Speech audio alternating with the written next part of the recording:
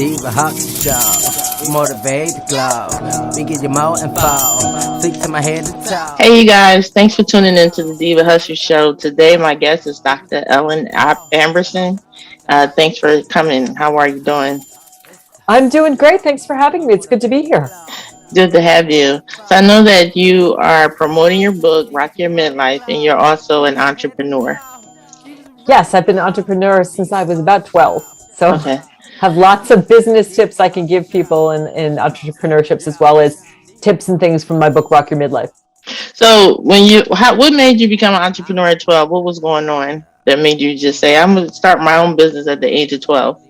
I don't think I ever thought about it. I think entrepreneurship in some ways is, I don't know your experience, but it's kind of in my blood. Like my grandmother, my mom's mom, like had her own business. She had real estate and she had a store. My dad's been an entrepreneur. He's finally retired, but I saw him entrepreneurship. So this idea of working for yourself always made sense. And you know what? I wanted to make money. Right. You're 12 years old and it's like you can't babysit yet, and I don't know about a paper route, but I started a candle making business. Oh, awesome. Yeah, I was just, buying molds and buying wax and buying scents and buying, coloring. And it was sort of that came out of like, I liked arts and like crafts and making things. Okay. And then I just started selling them. And after that, then I sold clothing in high school. When I was about 16, I had two other girlfriends and we started like a little clothing line that did really, really well. And then when I went to college, I majored in business. And then I actually was kind of I was a assistant buyer basically in retailing, but it was like we were really encouraged to be entrepreneurs, to like treat our business like we had our own business. So, and then I went on to, after that, my ex-husband and I were the cooking couple. So we were celebrity chefs and we wrote books and we had a radio show. And now I'm a new imprint as the Midlife Whisper, same thing, making my living, coaching, writing, speaking. Pretty much. So when you got into the adulthood, especially after you went to school for business, right? Did you feel like, oh, it was so much easier as an entrepreneur that you was able to gain more knowledge after going to school? Yeah, I think that, well, the school certainly helped, and it made me realize how much I also really love marketing. Mm-hmm.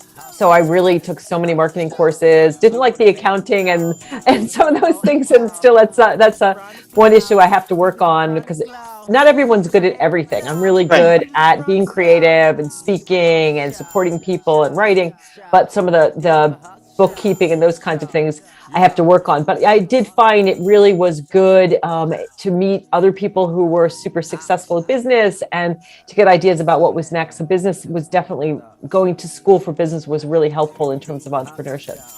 And so when you started, like you and your husband, y'all started the cooking business, right? Do you feel like once you started that business, it was like that was your niche, like you had to become a cook and actually to make it?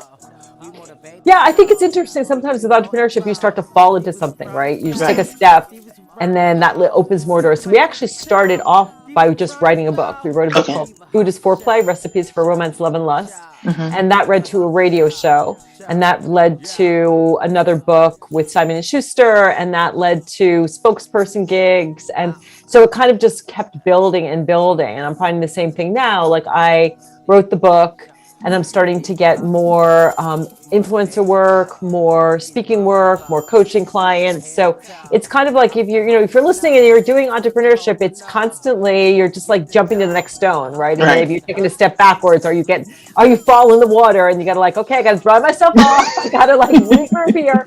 But it's always a challenge. I think once you've eaten, you've eaten the entrepreneurship cookie, you're like, okay, this is what I do. There's no going back. And I like the fact that like you didn't say, okay, I had a business plan. I think some people get so nervous because they don't have, like, people say, well, what's your business plan for the next 5 years? It just seemed like, you're just, like you said, flowing with the water. And as time goes, you get the momentum, and then next thing you know, this one door opens and another door opens. Yeah, I think that's a fantastic point, Paris. But I think the key thing, if you really want to be successful and you really want to connect with the law of attraction, you don't want to plan too far ahead, because sometimes God has like, nope, really, I want you to do this. This is what I want you to do. And if you're really in the energy of what God wants you to do, well, then things are going to open up and move forward. And you're going to also really be in the right lane. Like for a long time, I was in other businesses I've had, it was like I was climbing up the ladder of success, but it was against the wrong building. It's like, okay, I plan to be on top of this building. That's not the building I'm supposed to be climbing up. I'm supposed to be climbing over here. And so that's why with this book, my first step with my 7 steps to transform yourself is authenticity. You got to know yourself, right? So you got to figure out, like, what do I love to do? What am I good at? What am I here to do? What is my mission? How am I going to make a difference in the world? And also, what are my weaknesses? I think with entrepreneurship, we also need other people in our lives, right? We need to collaborate. That's what I love about women in entrepreneurship, because we're not competing. No, we're all working together to do our best. So authenticity is really important. You've got to know yourself. But I think I love what you said. Like having a 5-year plan, it's good to kind of know, I want to kind of go in this direction, but you've got to be uber flexible. Right, that's true. So let's talk about the book. What made you write the book, Rock Your Midlife? How did that come about? Well, it's about a 2-year process. I've been thinking about writing it for a while, and I wrote it for 3 reasons. First of all, midlife needs rebranding. I love marketing and midlife, menopause, these things, and we're like, oh my God, it's midlife, it's menopause. No, it can be a really powerful time of life. Right. Midlife, we are changing. Kids are leaving, parents are getting older. We're looking behind us and realizing I'm running out of time. I really got to do the thing that I'm meant to do. And so it's a really powerful time. And when you put midlife in Google, what comes up is crisis on the wrong side of 40. And I'm here to say I'm right in midlife and I'm having the time of my life. I am loving midlife right now. And I really wanted to help as many people as possible transform themselves so they can enjoy their midlife. I've worked with hundreds and hundreds of clients, but I can only work with, a few clients in my lifetime. And I wanted to help more people rebrand midlife. And also, I went through a huge change myself in midlife. I left a 25-year marriage. I went through a health crisis. I changed my, what I was doing work-wise. And so I really wanted to tell more of my story and share the system that I used to really have more love, more joy, more success in my life.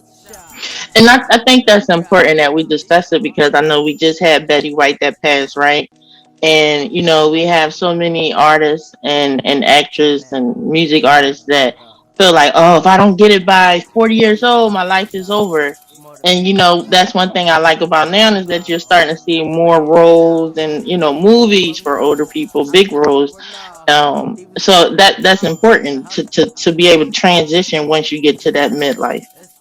Yeah, I think that our society definitely has a lot of prejudice. I think ageism, when we were working on a lot of isms, but ageism is one of them we don't talk so much about. Right. That older people aren't seen as valuable, and our media culture really tells people, you're over the hill and you should be young and youth is good. But I think I don't want to be younger.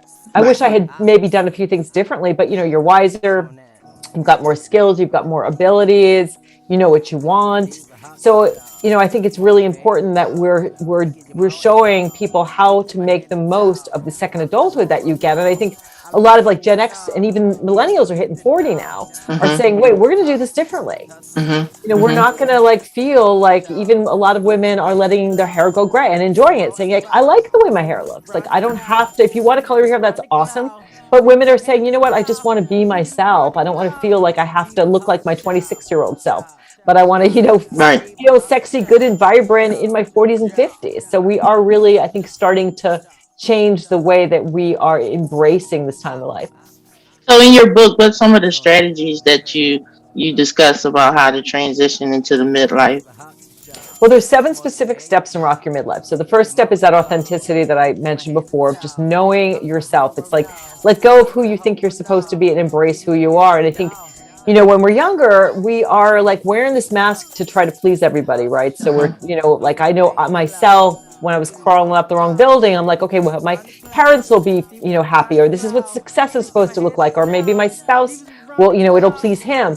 Got to get to know what's going to please you and who you are in the deepest level. So number 1 is authenticity. And I give people lots of journaling prompts, as well as psychological tools that you can take to get to know what your strengths are, so you can utilize those strengths to be your best self, and then find people who complement you who maybe, you're good at one thing, they're good at something else. Number 2 is loving yourself. This is so important. And I think that particularly as women, we are so hard on ourselves, right? Yes, we are. We're entrepreneurs and we're like, oh my God, why was I so stupid? Why did I do that? Right. And we would never talk to our friends the way we talk to ourselves. Yes. And that's a shame because we need to be our own cheerleaders. We have this internal ability to be there for ourselves. And so in this chapter, I talk about something called self-compassion, which is kind of the how of self-love. Because a lot of times people are like, well, self-love sounds really nice. And I know I should be doing it, but how do I do it? Self-compassion is essentially learning to treat yourself like you would a good friend. So with self-compassion, you're kind to yourself rather than critical. You know that everybody makes mistakes. It's part of the human condition. Nobody is perfect. So that when you make a mistake, you're like, okay, I can forgive myself. I can learn, I can grow, I can move on. And then when things go wrong, like COVID, you're like, this is normal, right? Things have always gone wrong. There have always been wars. There have been, other pandemics. This is normal. And then you don't feel isolated and alone. And then the third piece is mindfulness. Okay. So with mindfulness, with self-compassion, you're aware, you're mindful. Like, let's say, for example, I know your mom, and I'm sure you're an awesome mom, but when I was a mom, sometimes I would blow up with my kids, right? Right. And I would just be like, okay, I feel bad about myself for what I just did. What do I need right now? Or what do I need so I don't blow up at my kids? So being mindful of how you're feeling when you are stressed, when you're struggling, let's say, you had a deal that was supposed to go through and it didn't go through. Your business isn't where you want it to be. You take a break and you ask, what do I need right now? It's that whole self-care piece. So what do I need to help myself feel better? So that's number 2. Number 3 is energize yourself. So I'm also a registered dietitian. Okay. So this is really all about how to eat, how to move, getting enough rest. I think as entrepreneurs, I know myself, my to-do list is like this. Right?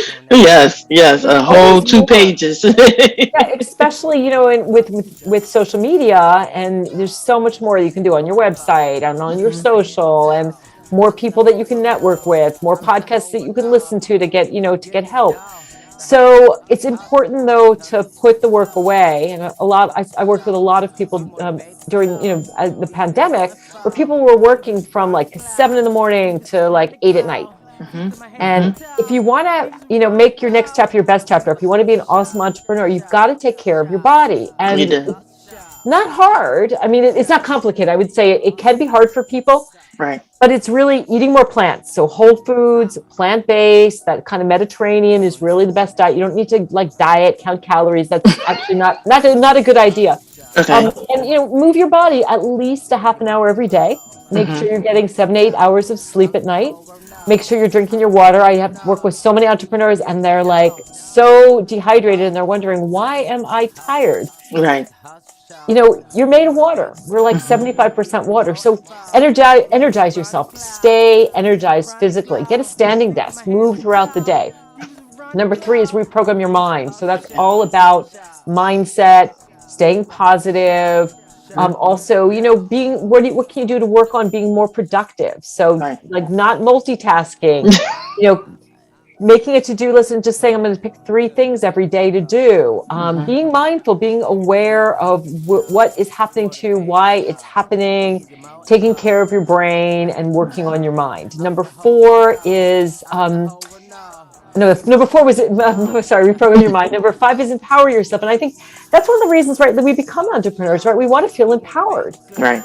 We don't want some boss who is dictating our future and our bank account. We want to feel like, I want to feel power from within. I want to feel like I'm in charge of my destiny, my life, what it is I want to do. So this is really all about empowering yourself, being empowered from within, taking that authenticity and that love for yourself and connecting that with this law of attraction where you are looking for opportunities. You're attracting these things. You're looking up, not at your shoes, right? You're seeing, okay, there are an infinite number of opportunities, things that I can make happen in my life, and just really keeping your vibe very high, feeling really empowered, really courageous, which is following your heart, really confident. And then number 6 is rehab your relationships. Okay. Because what happens is, you start to transform and you're like, look, I am a butterfly. I have wings, I eat nectar. And then what do the people in your life see? They still think you're the caterpillar. Yes, they do. They do. Have you had that experience? I had that experience. Yes. Yeah. And so what did you do when? It was kind of difficult that I tried to embrace them as much as I can and bring them along the journey. And then at some point, it just was like I had to, let it go. I had to just that it wasn't a productive relationship. If that makes sense. Yeah, and sometimes you do. I think we found again with the pandemic, like who are you really your friends, and who do you really want to spend time with? Like who's going to be in your pod? Right. So I give people 3 techniques to utilize to rehab your relationships. The first thing is you've got to let that good girl go, that people pleaser. And how many of us have that? I have so many clients who don't say no to their clients, and so they take on more work for less pay, and they end up getting burnt out, which is a real thing. Burnout is definitely, it's like a psychological issue now all over the world, especially again with the pandemic. So got to let the good girl, the people pleaser go and start looking at that step 2 of loving yourself, pleasing yourself, because when you say no to someone else, you're saying yes to yourself. When you say no to one client, you're going to create space for another client. And I know I have to do that because I have a tendency to want everybody to like me and do too many things. And I have to sort of keep the laser vision. I think that's really important in entrepreneurship, that you have to figure out. And I don't know if you said that when we met during the summit, like know your lane, like know what's your end game. I don't know if that was you, but it's like, you got to know your end game. You got to know your end game. And it's like you saying, you have to be able to win. You got to say no. You know what I mean? Because if not, you'll find out, even in business, you'll find out that you'll end up taking losses. You'll have more problems because you didn't say no. Where if this is a fee, this is the fee. You know what I mean? Because the fee is going to wing out the bad people. And well, like you said, when you say no, it's okay to say no. You can't please everybody, and you're really going to please yourself because you didn't save yourself time to do X, Y, and Z. Yep. So you've got to say no. That's so. And even in the book, I have a whole section where just say no, stand up, like stand straight. It's like no, thank you, no, that's a great idea, but it's not right for me. No, but I know someone else who could really help you. No, yeah. I think that I'm not the right person for you. So I give people lots of ways to fit. So let the people go. Create a bill of rights. So I actually take people through a process where you create a bill of rights of what you want to stand for, like and what you deserve. I deserve to take care of my body. I deserve to express myself. I deserve to feel my feelings. I deserve to speak my mind. So that actually creating a bill of rights, and also thinking about what's going to happen when somebody crosses your boundaries. What are the consequences going to be? Like I had, somebody stood me up the other day, and this is the second time, and I'm like, fool me once, shame on you. Fool me twice, shame on me, and the relationship's over. I'm not doing business with this person anymore. So boundaries. Right. And the third part is something called nonviolent communication, which is a technique that was developed by a man named Marshall Rosenberg, which really can help you to get your needs met and learn how to communicate in a way to get your needs met that's not going to ruffle a bunch of feathers. So that's rehabbing your relationships. Right. And then finally, we get to enlightenment. So this is really about, having a connection with your soul, realizing that I'm here for a reason, having passion, purpose, having that relationship with God, really understanding what lights you up. I know for me, that's what gets me out of bed in the morning, thinking, okay, like I am here to motivate other people, particularly women at midlife who are feeling like they are marching through quicksand and they're feeling really stuck and they don't know how they can keep going, of just how to inspire them to keep on going, because midlife women influence, like 4 generations. We've got kids, we've got grandkids, we've got our peers, we've got our parents. We're really powerful, and the world needs us right now. The world's a mess. If you're listening, you're here for a reason. Like maybe entrepreneurship is like, I'm going to make the best cookies in the world. I'm going to, make the best soap, or, I'm going to, have the best accounting business, whatever that is. You have a mission, you have a purpose. And I think that's one of the beauties of entrepreneurship, that you're not stuck in a box. Right. You're not. And I think it's key, like for us, especially as women in entrepreneurship, that we neglect ourselves because we're so focused on the business. So we neglect our diets, we neglect the self-compassion, we neglect a lot of it because we're just so focused, like, okay, I gotta be successful, I gotta do this, I gotta do that. And I think eventually, like you said, then you see the burnout, and you're starting to see a lot of it now. Yeah, and burnout is a real thing. So if you're finding that you're just, you're not thinking straight, you're stressed out all the time, you're impatient. I mean, it's definitely a thing. And when you get to that stage, you're forced to take time off. I mean, I find one of the things I talk about in Rock Your Midlife is women at midlife have the highest rate of depression for any group for their gender and their age. Because sometimes like depression, burnout, it's enough is enough. We can't do anymore. And depression is like a stop sign that says, you got to stop. Whoa. So if you're listening, you'll get more done if you work like 6 hours. If you say, I'm going to do like, set blocks up on your schedule, or 8 hours. But, this whole 12, 13-hour thing, I've done it. I've been there, and it's exhausting. It's not worth it. I have people when I'm working with clients, or, I mentioned in the book, when you get to the end of your life, what do you want your life to have stood for? Like when you get to that end, nobody ever says, gosh, I wish I'd worked more. They say, I wish I'd spent more time with my kids. I wish I'd enjoyed my life more. I wish I had done more for charity. I wish I'd made a bigger difference in the world. But then I wish I'd worked harder and made more money. I don't think people get to the end of their life. So think about that when you get to the, imagine that you're towards the end of your life. What do you want your life to have stood for when you're looking back at this moment? And let that be kind of your North Star moving forward, and ask what's your why in your business? Like, why am I doing this? So a question, so this is your second book, right? My fifth. Fifth, okay. So how was it writing this book? Do you feel like was it something that just came easy, or was it a little difficult?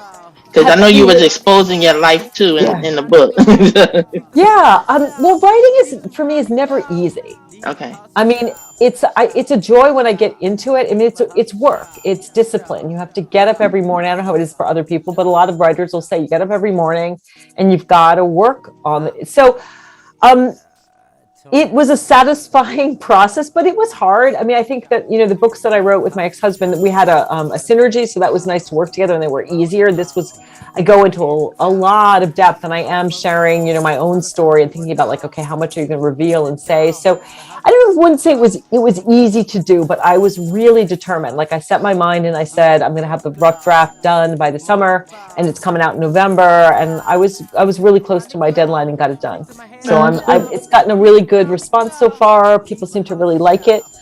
So I'm glad that I did it. I mean, if you're listening and you're wanting to move forward, writing a book is a great way to extend your entrepreneurship and to actually reach more people. And there's lots of people to help you. So if you're like, oh, I don't know how to write, like I have no idea. If you know how to talk, you know how to write. Pretty much, yeah. I mean, like I said, and that's what you said earlier in the beginning of your interview. You were saying how you didn't know a lot of it, but there were people out there that will help you. And so even when it comes to writing a book, like you said, there's someone out there or someone that can help you write your book if you have the idea, and they can, pretty much put you on the right path. So I wouldn't let that be a hinder. Why, if you have the idea, hey, I want to write a book, I wouldn't let that stop you. Yeah, because if you have a great idea to write a book and you don't do it, someone else is going to. I feel like we get these sort of divine hits. Whether it's entrepreneurship, writing a book, that's like, okay, like the Midlife Whisper. Like that just came to me one day, and I was shocked that nobody had it. And it sort of just came out like, you should be the Midlife Whisper, just do it. And I trademarked it and I did it. The same thing with when my ex-husband and I, we were the cooking couple. It's like nobody was the cooking couple. We trademarked it. We did it. Right. So, and that brings back to that idea of burnout. Like you need to bring your creativity if you want to enjoy your business and you really want to rock your business. You've got to get those creative hits. So if you've got a great idea for a book, if you don't write it, someone else is going to. So do it. That's true. So what are you working on next? Well, I am starting a podcast/radio show myself. That's coming out in March. So I'm congratulations. Thank you. I'm excited about that. That's going to be with Voice America. So that I'm excited about that. What else am I doing? One of these days I'm going to get married. I got engaged during COVID. Congratulations. So I've got the ring to prove it.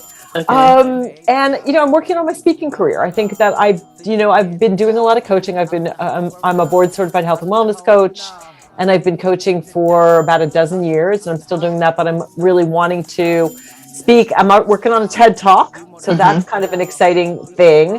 So yeah, that's hopefully in the spring, speaking and more,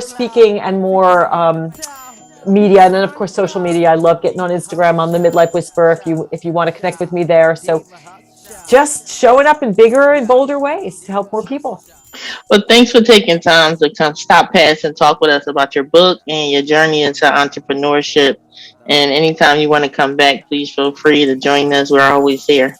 Thank you, Paris. This was super fun. I let the whole world know.